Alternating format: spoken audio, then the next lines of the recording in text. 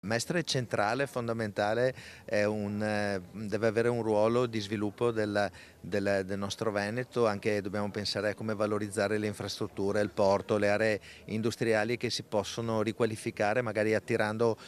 qualche grande azienda che possa fare da hub. A una settimana dal voto, Giovanni Manildo, candidato del centro-sinistra alla presidenza del Veneto, sceglie Mestre come palcoscenico per rilanciare il suo programma elettorale, percorso che prosegue con i ragazzi di Futura e di altre realtà studentesche universitarie. Insieme hanno stilato i 5 punti del manifesto programmatico, tra cui La casa per poter vivere la nostra regione e la nostra città in maniera giusta e adeguata, ma anche le nuove solitudini, per esempio delle fasce più vulnerabili, degli anziani che devono comunque avere le opportunità e le garanzie per rimanere nel nostro territorio. tra priorità infrastrutturali, politiche sociali e attenzione alle esigenze dei cittadini, Manildo punta a far sentire la sua voce negli ultimi giorni di campagna, cercando di consolidare consenso e visibilità in una fase decisiva per le elezioni regionali. Un'altra cosa che dobbiamo dire è che